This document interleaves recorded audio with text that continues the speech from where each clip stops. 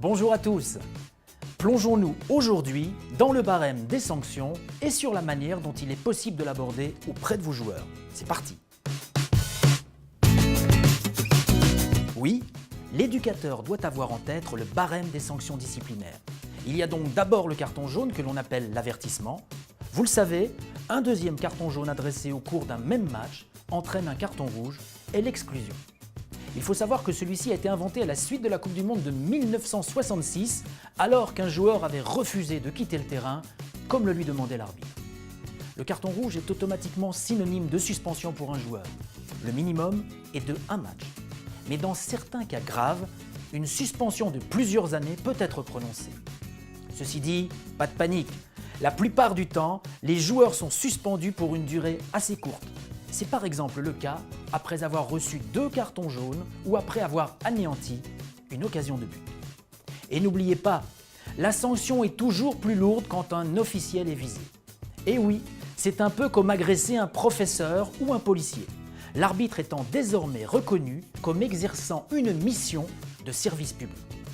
Sachez aussi qu'en tant qu'éducateur, vous encourez les mêmes risques.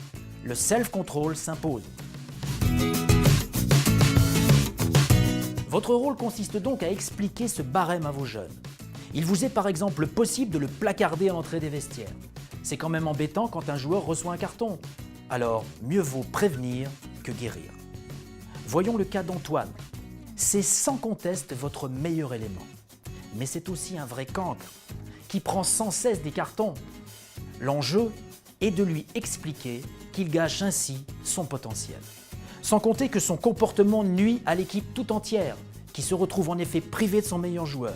Ça, tout le monde doit le comprendre. Beaucoup de jeunes ignorent aussi que la violence, sur le terrain comme en dehors, peut entraîner des poursuites judiciaires. Expliquez aux plus grands qu'ils se retrouveront devant le tribunal s'ils frappent un arbitre ou un officiel. La violence n'a rien à faire dans notre football. Et une fois le carton distribué, il ne sert à rien de le contester. Mieux vaut l'accepter et en tirer les conclusions pour la prochaine fois. Il vous faudra aussi tenir un bilan des sanctions pour chaque joueur et chaque saison, avec le nombre de matchs cumulés sans jouer et le coût financier pour le club. À partir de ce bilan, il sera ainsi possible de fixer des objectifs pour l'année suivante, un bon moyen d'impliquer les joueurs.